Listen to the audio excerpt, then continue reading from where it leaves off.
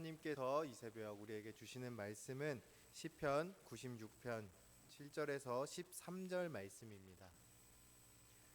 시편 96편 7절에서 13절 말씀 제가 봉독해 드리겠습니다. 만국의 족속들아, 영광과 권능을 여호와께 돌릴지어다. 여호와께 돌릴지어다. 여호와의 이름에 합당한 영광을 그에게 돌릴지어다.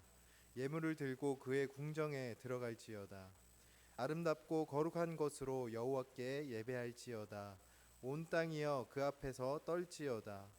모든 나라 가운데서 이르기를 여호와께서 다스리시니 세계가 굳게 서고 흔들리지 않으리라. 그가 만민을 공평하게 심판하시리라 할지로다. 하늘은 기뻐하고 땅은 즐거워하며 바다와 거기에 충만한 것이 외치고 밭과 그 가운데 있는 모든 것은 즐거워할지로다. 그때 숲의 모든 나무들이 여호와 앞에서 즐거이 노래하리니 그가 임하실 때 땅을 심판하러 임하실 것임이라. 그가 의로 세계를 심판하시며 그의 진실함으로 백성을 심판하시리로다. 아멘. 우리가 성경을 읽다 보면 말씀 구절이 반복되는 그런 구간들이 있습니다. 아마 성도님들께서도 이미 잘 아시겠지만 이렇게 반복되는 구절이 나온다면은 이 구절이 중요한 부분이구나, 이 구절이 뭘 의미하는지 더 유심히 읽어봐야겠구나 하면서 말씀을 봐야 합니다. 특히 이 시편 말씀은 말 그대로 시가서이다 보니까 반복되는 구절들도 굉장히 많이 나오고 또 그런 구절들을 통하여서 시인이 말하고자 하는 바를 발견하기 쉬워지는 것 같습니다. 오늘 우리가 함께 읽은 이 시편 96편 후반절의 말씀도 계속해서 반복되어 나오는 구절들이 있습니다. 바로 여호와께 돌릴지어다 라는 구절입니다. 7절에서는 영광과 권능을 여호와께 돌릴지어다, 여호와께 돌릴지어다 두 번이나 강조하면서 말하고 있습니다. 8절에서도 여호와의 이름에 합당한 영광을 그에게 돌릴지어다. 9절에서도 여호와께 예배할지어다. 또 10절에서 13절은 모든 나라를 다스리시는 심판자로서의 여호와에 대한 찬양을 기록하고 있습니다. 정리해보자면 오늘 말씀은 모든 것을 다스리시고 또 심판하시는 여호와께 그의 합당한 영광을 돌리고 또 예배해야 한다는 것입니다.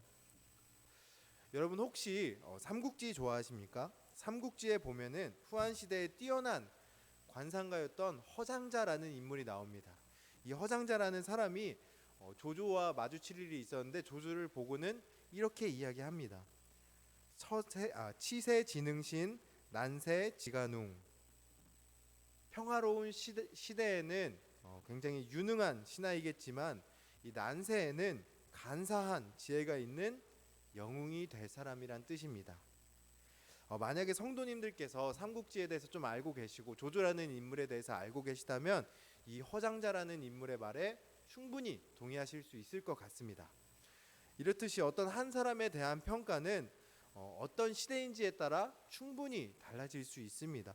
우리가 흔히 말하는 위대한 업적을 남긴 위인들도 지금 이 시대에 태어났다면은 지극히 평범한 사람이거나 심지어는 잘난 게 아무것도 없어 보이는 그런 부족해 보이는 사람으로 평가되어질 수 있다는 겁니다. 그렇다면 우리가 어떤 사람을 객관적으로 평가한다고 말할 때 그 평가는 과연 정말 객관적인 평가라고 이야기할 수 있겠습니까?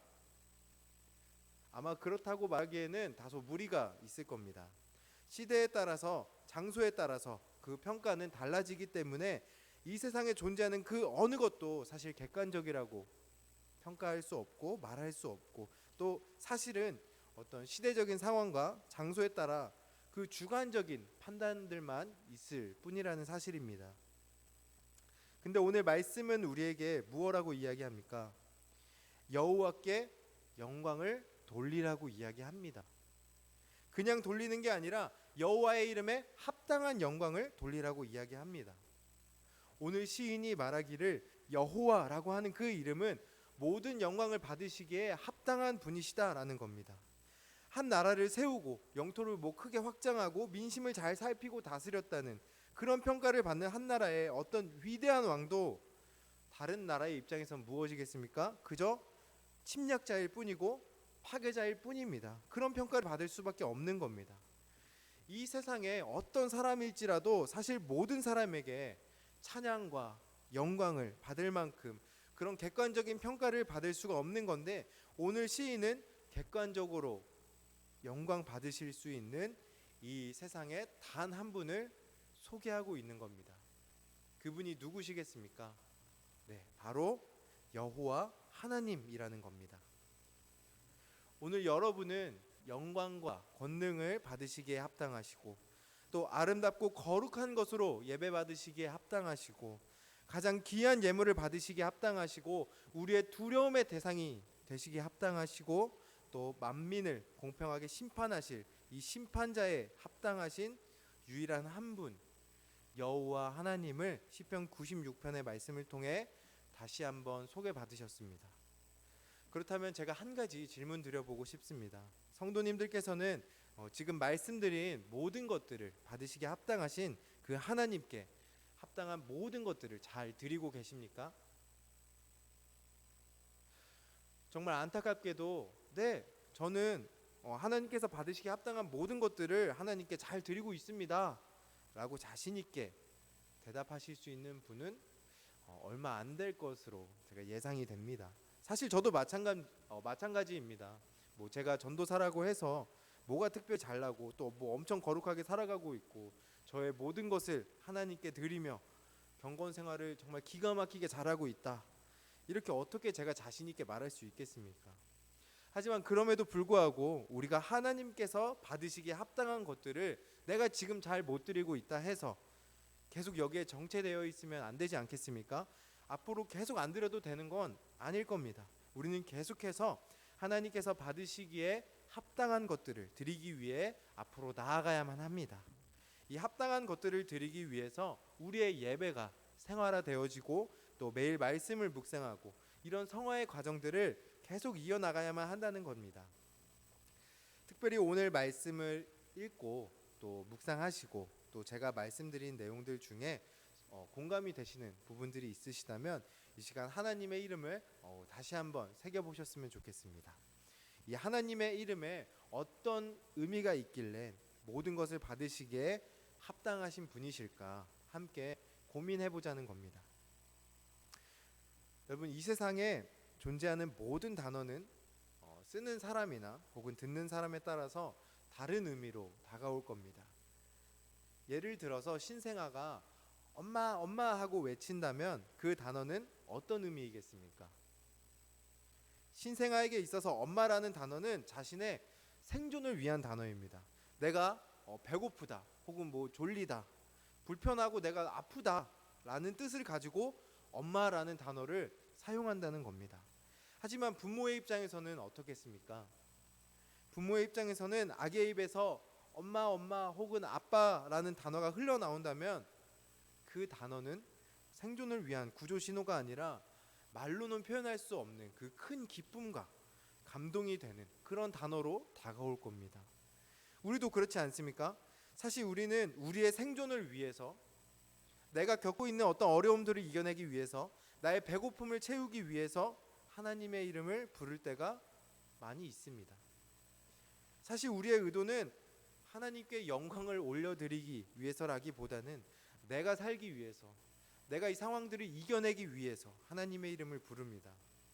그런데 우리는 그렇게 힘들고 위험한 순간마다 하나님의 이름을 부르곤 하는데, 그렇게 자신을 부르는 자녀들의 소리를 들으시는 하나님께서는 과연 그 부름에 어떠한 의미를 두시겠냐는 겁니다. 저는 우리가 하나님을 자꾸 부를 때마다 우리의 아버지 되시는 그 주님께서 마치 한 아이의 부모와 같이 큰 감동과 또 기쁨을 느끼고 계시지 않을까 생각되어집니다. 그래서 우리가 느끼기에는 하나님께 합당한 것들로 항상 채워드리고 온전히 드리지 못하여서 너무나도 부족하고 또 죄송한 그런 마음들이 있지만, 사실 하나님께서는 우리가 삶을 살아가면서 매 순간 당신을 찾을 때 이미 영광 받고 계시고 이미 기뻐하고 계실 수 있다는 사실입니다. 우리는 신앙생활을 하면서 하나님께서 영광 받으시기를 바라는 그 마음으로 또 그 열정으로 간혹 이런 생각을 할 때가 있는 것 같습니다. 내가 나중에 돈을 많이 벌어서 헌금도 많이 하고 또 하나님의 나라를 확장해 나가는데 크게 쓰임 받아야지. 내가 밟는 모든 땅마다 하나님의 나라가 이루어질 수 있도록 내가 늘 전도하면서 살아가야지. 올해는 한 성경은 3독 정도 하고 항상 입술에서는 찬양이 떠나지 않게 해야겠다. 늘 감사하면서 내가 선한 영향력을 내가 가는 곳 여기저기에 끼치면서 살아야겠다. 이러한 생각들을 하게 되지만 사실 우리의 현실을 돌아보면 어떻습니까? 이런 성결해 보이는 삶은 온데간데 없고 내 한 몸 건사하기도 바쁜 게 실상인 것 같습니다. 선한 영향력은커녕 누군가를 미워하고 열내고 있는 게 우리의 현실이라는 겁니다. 왜 우리에게 이러한 다짐과 또 이러한 삶의 흐름이 계속해서 반복되겠습니까? 저는 이러한 삶의 형태와 또 생각의 흐름은 사실 우리의 교만 때문이지 않을까 생각되어집니다. 사실 하나님은 우리가 굳이 하나님께 영광을 돌린다 하지 않아도 이미 영광 그 자체이신 분이시고 모든 것 위에 뛰어나신 분이십니다. 근데 마치 내가 뭐라도 된 것처럼 하나님 기다려보세요. 내가 하나님 잘 먹고 잘 살게 해드릴게요. 내가 하나님 유명해질 수 있도록 도와줄 테니까 좀 있어 보세요. 이러한 생각들로 채워져 가고 있다는 겁니다. 물론 처음에 시작할 때는 이런 마음이 아니었을 겁니다. 근데 하나님께 영광을 내가 드린다는 그 맹목적인 방향성이 어느샌가 우리 안에 내가 하나님보다 대단한 사람인 마냥 교만한 마음을 키워나갈 수 있다는 겁니다. 우리는 이러한 마음들을 늘 경계할 수 있어야 합니다. 이렇게 오늘 말씀을 제가 정리해 보려고 합니다. 하나님은 이 세상의 모든 영광을 다 받으시기에 합당하신 분이십니다. 그러나 그 영광은 내가 쥐어드리는 것이 아닙니다. 내가 영광을 드려서 하나님께서 높아지신 것이 아니라 이미 모든 영광을 받으시기에 합당하신 분이시기 때문에 내가 하나님을 높일 수밖에 없는 겁니다. 그래서 우리가 그저 하나님 앞에 너무나도 낮고 또 부족한 존재임을 인정하고 겸손한 마음으로 하나님의 이름을 부르고 또 하나님을 찾고 하나님께 먼저 물으며 나아갈 때 하나님은 자연스럽게 영광 받으실 수 있습니다. 내가 무언가 대단한 신앙의 결심을 하고 큰 일을 하려고 생각하기보다는 그저 지금 내가 서 있는 이 자리에서 내가 할 수 있는 말씀의 묵상이라던가 우리 가정에서 함께 드리는 가정의 예배라던가 기도, 찬양, 우리가 흔히 말하는 이런 신앙의 기초들을 바로 세워나가는 것이 진정으로 하나님께서 받으시기에 합당한 영광을 올려드리기에 가장 적합하다는 사실입니다. 이 사실을 깨달으시고 또 이러한 신앙의 기초들을 바로 세워나갈 수 있는 저와 성도님들의 삶이 다 되시기를 간절히 소망하겠습니다. 제가 기도하겠습니다.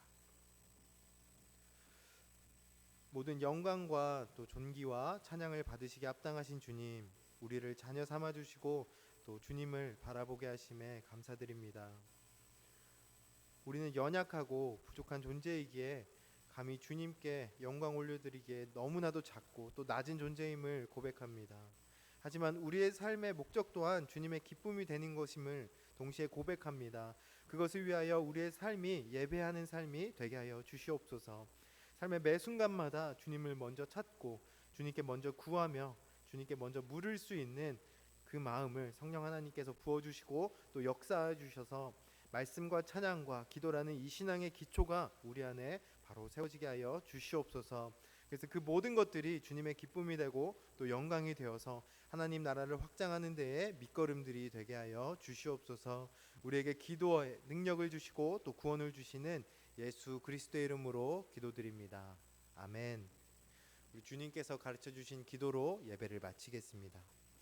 하늘에 계신 우리 아버지, 아버지의 이름을 거룩하게 하시며 아버지의 나라가 오게 하시며 아버지의 뜻이 하늘에서와 같이 땅에서도 이루어지게 하소서.